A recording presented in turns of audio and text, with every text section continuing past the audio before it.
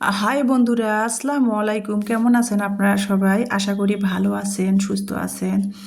মহান আল্লাহর কাছে সবসময় তো আপনাদের জন্য দোয়া করি আপনারা সবাই ভালো থাকবেন, সুস্থ থাকবেন পরিবারকে নিয়ে। আপনারাও আমার জন্য দোয়া করবেন, আমি যেন আমার পরিবারকে নিয়ে ভালো থাকতে পারি, সুস্থ থাকতে পারি। এই যে গতকালকে তো আপনাদের আগামীকাল পবিত্র শবে বরাত দেখতে দেখতে পবিত্র শবে বরাত চলে গেল। তো আজ ফজরে আর কি সারা রাত জেগে নামাজ পড়েছি, কোরআন তেলাওয়াত করেছি, জিকির করেছি। তো রাতে ঘুমাই নাই যদিও। আর হয়তো বন্ধুরা আপনারা ভাববেন যে সবাই নামাজ পড়ছে সারা রাত জাগছে, সেটা আবার ব্যাখ্যা করে বলতেছে, সেটা না। কী জন্য বলতেছি, রাতের বেলা কিছু কিছু কাজ রেখে দিয়েছিলাম, যে যখন ঘুম ঘুম ভাব পাবে নামাজ পড়তে পড়তে তখন কিছু কিছু কাজ করব। তো এই যে গতকালকে যে হালুয়াটা বানিয়েছিলাম সেটা তো কাটি নেই। হালুয়াটা বানিয়ে ট্রের মধ্যে করে আমি ফ্রিজে ঠান্ডা করতে দিয়েছিলাম। তো এখন রাত 4টা বাজে। তো সারা রাত জেগে নামাজ পড়তে পড়তে ঘুম ঘুম পাচ্ছিল, সেই জন্য ভাবলাম যে এখন কাজ করি। ফ্রিজ থেকে হালুয়াগুলা কালকে বিকালে হালুয়াগুলা বানিয়ে গতকাল বিকালে হালুয়াগুলা বানিয়ে ফ্রিজে রেখে দিয়েছিলাম। আর পরে তো আর হয়নি হালুয়াগুলা কাটা। যে দেখেন, রাত 4টা না, প্রায় 5টায় বেজে গেছে, রাত 4:44 বাজে আর কি। তো সেটাই আর কি, হালুয়াগুলা কাটতেছে ইমানি আর আমি। ঘুম যেহেতু ধরতেছিল, রাত জাগতে জাগতে ভোর হয়ে গেছে, ঘুম ধরতেছিল। তো ইমানি ফ্রিজ থেকে বের করে হালুয়াগুলা কাটতেছে, যেহেতু রোজার নিয়াত ধরবো এখন। চিংড়িও অলরেডি খেয়ে নিয়েছি। তো ইমানি বলতেছিল আম্মু ফ্রিজ থেকে হালুয়াগুলো বের করে কেটে নেই আর কি। আর বেলা করে সকালে ঘুম থেকে উঠবো, পরে আর এগুলো কাটাও হবে না। তো যেই কাজ সেই কথা, চিংড়ি খেয়ে রাত জেগে নামাজ পড়ে চিংড়ি খেয়ে এখন হালুয়াগুলা কাটলাম। সেটা তো দেখতে পেয়েছেন আপনারা, ফ্রিজ থেকে বের করে হালুয়াগুলা পিস পিস করে কেটে নিলাম, কেটে নিয়ে বক্সে করে করে ফ্রিজে রেখে দিলাম।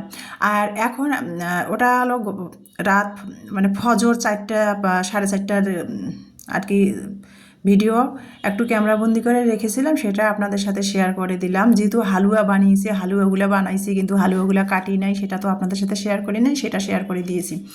এখন আর কি আজকে তো আজ রোজ শনিবার, আজকে তো রোজ শনিবার 15ই ফেব্রুয়ারি।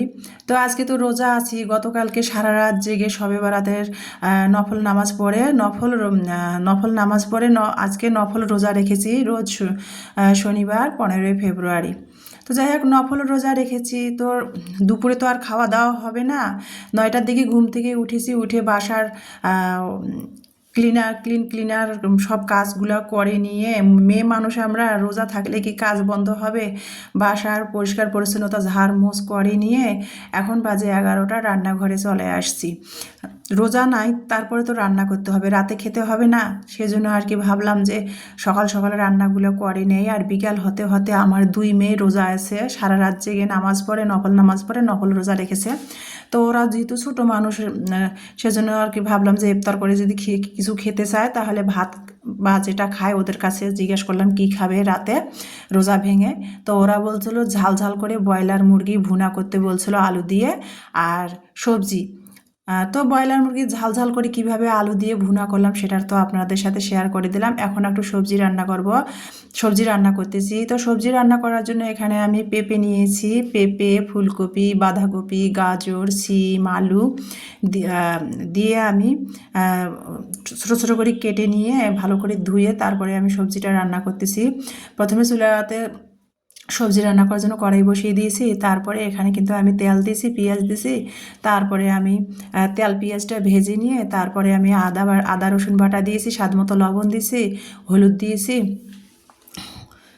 দিয়েছি, তারপরে জিরা ধনিয়ার গুঁড়া দিয়েছি, দিয়ে আর কি মশলাটা ভালো করে কষিয়ে নিয়ে সবজিগুলো দিয়েছি। সবজিগুলো দিয়ে দেখতে পাচ্ছেন ভালো করে নেড়ে চেড়ে কষিয়ে নিয়ে একটু গরম পানি, হালকা কুসুম গরম পানিটা দিয়েছি। যেহেতু ফুলকপি আছে, পেঁপে আছে, সবজিগুলো কষাতে অনেকটা সিদ্ধ হয়ে গেছে। আর সবজিগুলো যে সিদ্ধ হয়েছে সেটা কিন্তু আপনারা দেখলেই বুঝতে পারতেছেন, একটু গলা গলা হয়ে গেছে। সেই জন্য আর কি গরম পানিটা দিলাম, যে তরকারিটা একটু জাল হবে আর একটু মাখা মাখা টাইপের সবজিটা থাকবে। তো সবজিটা রান্না হয়ে গেল। সবজিটা নামানোর আগে আমি একটা টমেটো কুচাই দিয়েছিলাম, দিয়ে ধনিয়া পাতা টমেটো কুচিয়ে দিয়ে আরও 2-1 মিনিট সবজিটা নেড়ে চেড়ে রান্না করে বাটির মধ্যে ঢেলে নিলাম। নিয়ে দেখতে পাচ্ছেন ঝাল ঝাল করে আলু দিয়ে ব্রয়লার মুরগি ভুনা করেছি আর সবজি রান্না করেছি। রান্না করে টেবিলে রেখে দিয়ে আসলাম। এখন ইলমাকে বললাম ভাত রাতে রোজা ভেঙে ভাত খাবে না পোলাও খাবে। গতকালকে শবে বারাত গেছে, আমরা কিন্তু পোলাও মাংস কিছু খাই নাই। আর খাবো কোন সুখে। ইলমার বাবা শবে বারাতের একদিন আগে ইলমার বাবা চলে গেছে, ও চাকরি যেখানে করে সেখানে গেছে।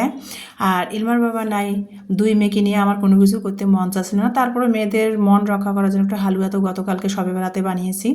তো ইলমা বলছিল পোলাও খাবে, রোজা ছোট একটা মানুষ রোজা রেখেছে, কি এমন আর কি 10 বছর বয়স, ও রোজা রেখেছে সারা রাত জেগে। দেখেন ও বড় মানুষের রোজা থাকে না, সারা রাত আমার সাথে সারা রাত জেগে রোজা রেখেছে। বলতেছিল ঝাল ঝাল করে ব্রয়লার মুরগির মাংস খাবে রোজা ভেঙে রাতে, আর পোলাও খাবে। তো যেই কাজ সেই কথা, ব্রয়লার মুরগি রান্না করলাম, সবজি রান্না করলাম, আর একটু পোলাও রান্না করলাম। মানে পোলাওটা ভাত স্টাইলে রান্না করছি, বেশি ঘি বা কড়া তেল মশলা দেই নাই।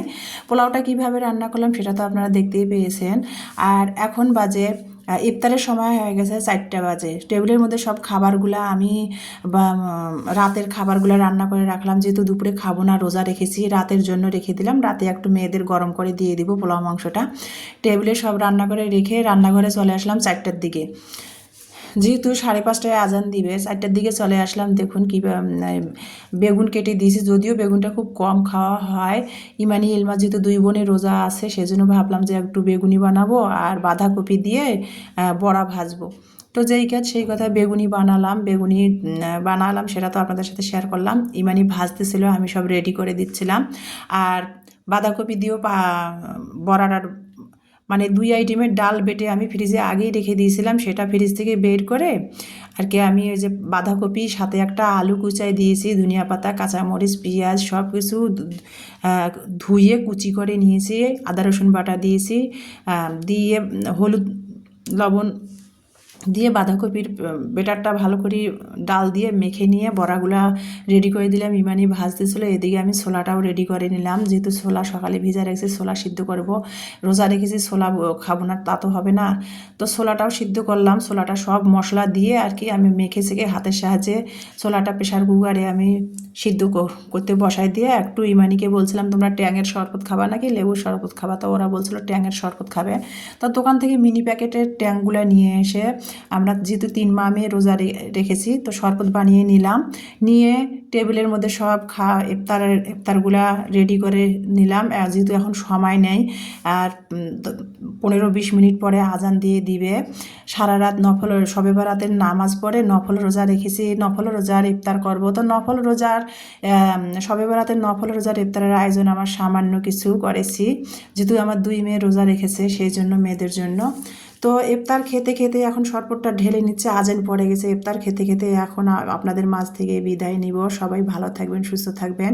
আর আপনারা কারা কারা শবে বরাতের রাত জেগে নফল রোজা রেখেছেন কমেন্ট করে জানাবেন। আর আমার জন্য সবাই দোয়া করবেন। নেক্সট ভিডিও দেখার সবাইকে আমন্ত্রণ জানিয়ে আজকে এখানে বিদায় নিব। সবাই ভালো থাকবেন। আবারও আল্লাহ হাফেজ।